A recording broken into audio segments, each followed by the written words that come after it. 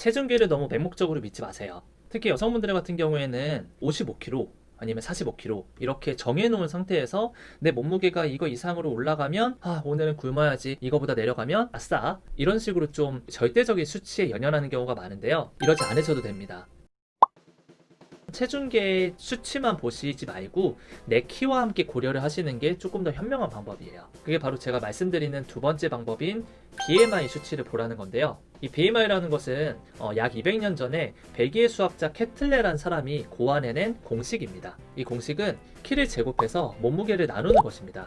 이 BMI가 만들어진 이래로 거의 대부분 비만도를 측정할 때는 이 BMI를 기초로 해서 사용을 했어요. 그러니까 결국 몸무게를 키의 비율로 따져서 비만도를 생각한다는 거죠. 예를 들어서 55kg를 가진 30살 여성 2명이 있습니다. 한 명은 160kg를 가지고 있기 때문에 비만이지만 한 명은 175cm의 키를 가지고 있기 때문에 이 사람은 비만이지가 않아요. 이 사람은 지극히 정상 체중입니다. 키가 큰 사람이 몸무게도 당연히 더 높을 수밖에 없으니까 굉장히 합리적이고 과학적인 방법이 이 BMI 방법입니다. 이전에 몸무게만 가지고 판단했던 것보다 훨씬 과학적이죠. 저 역시도 초등학교, 중학교, 고등학교를 졸업할 때까지 이 BMI를 가지고 비만도를 측정을 했던 걸로 기억을 해요. 그만큼 영향력이 컸고 간소했기 때문에 각광받는 방법이었죠. 하지만 이 BMI도 문제점이 있습니다. 똑같은 나이와 키와 몸무게를 가지고 있을 때 똑같은 수치가 나온다는 게 문제점이에요. 이에 대한 예를 든다면 똑같은 175 평균 키에 약간 무게가 오버가 되는 80kg의 체중을 가진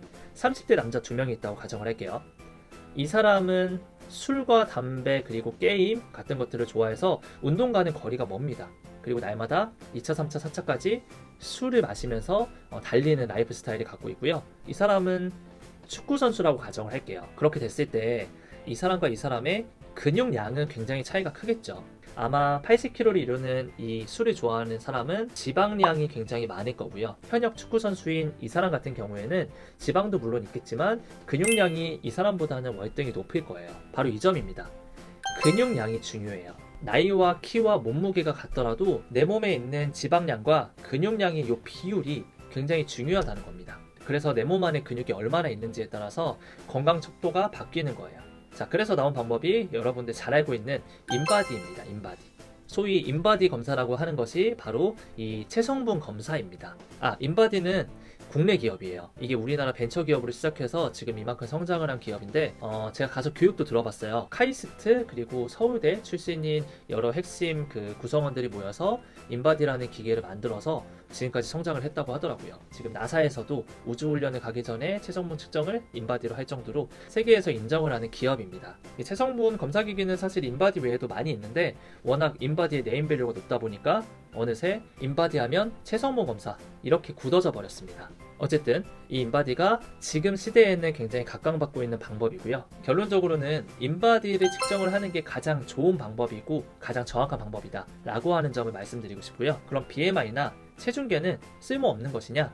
그것은 또 아닙니다. 가정에 인바디가 있는 집은 아직 드물죠. 그렇기 때문에 체중계의 체중을 재기는 하시되 우선 BMI에 근거해서 내 몸무게 수치를 너무 낮게, 특히 여성분들 45kg, 50kg 넘어가지 않아야 돼 라는 식의 기준은 잡지 않으셔도 돼요.